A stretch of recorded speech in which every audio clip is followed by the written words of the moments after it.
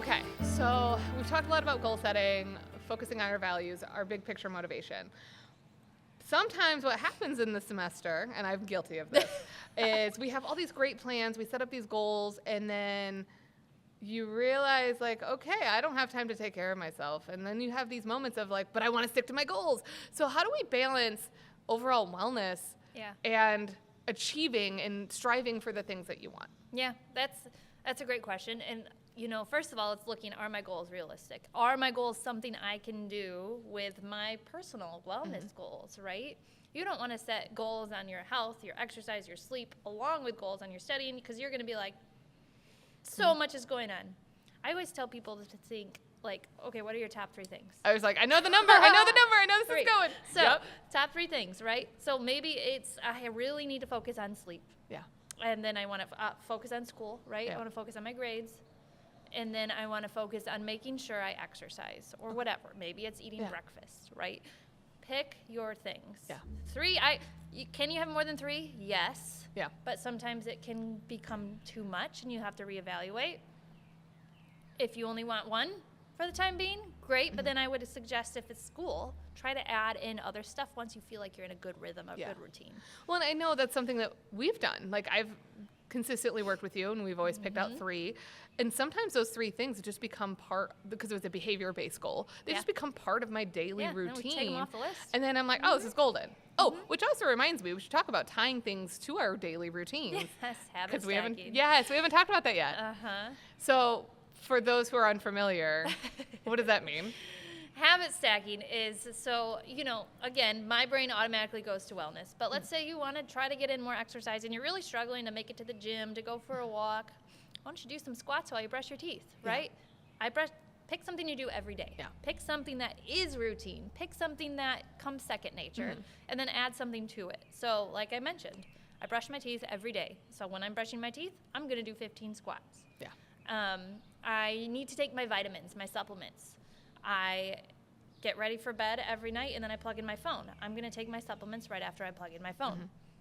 Like, it's tying it to something. Does that make sense? Yeah. Actually, one of the study strategies I give for students is take the key terms or the objectives, cut them up, put them in a bowl, and when you walk to the refrigerator, pull one out. You just pull one out. It becomes part of that routine of, like, when I go to the refrigerator, I'm going to learn something.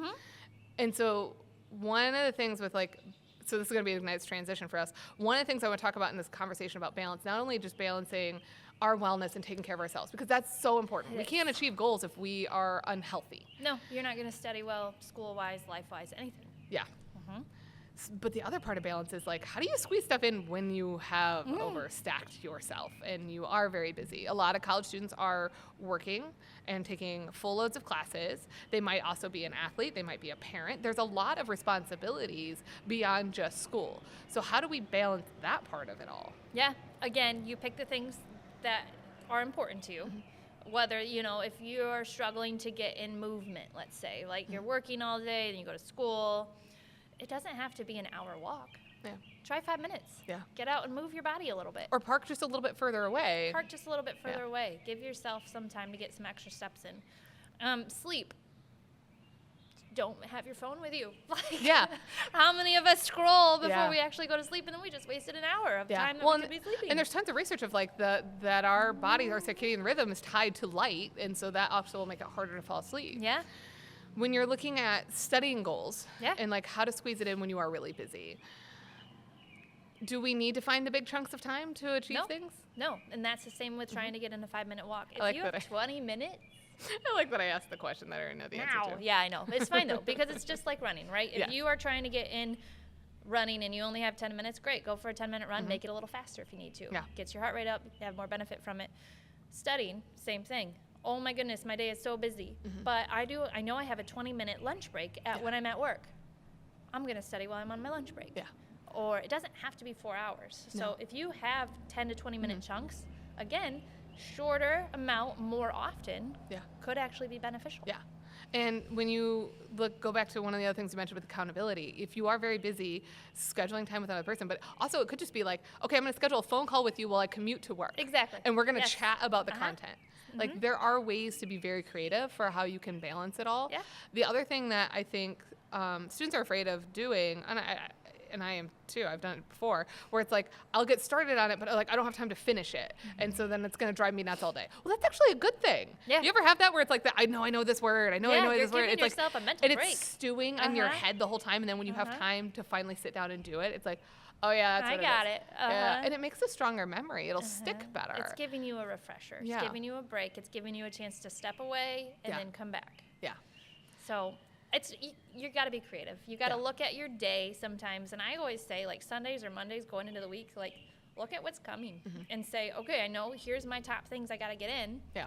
How can and where can I get them in? Because if you don't plan, that's when you're just flying by the seat of your pants. Well, and this is very common. If you are so busy, you think, I'm too busy to sit down and make goals and make plans. I don't have time to do that. Yeah. But if you cut that part of the routine out, it's going to be so much harder. Like losing that hour of productive time is actually more productive if you put it in the goal setting. Right. Because now you have a plan to get through the week. You have these small chunks that are going to increase your motivation because you're like, oh yeah, I did the thing. I feel great about it. And once you do it one time, you realize, that didn't take that long, or that was really worth it. Yeah. Or you've noticed when you reflect back that worked out really well, and I can just repeat the same patterns, just new topics. Yep. And sometimes you have to shift here and there, but that's okay too. Yeah. Well, thank you for coming to have a chat with us. This was really fun. It was really fun. Yeah. Thank you.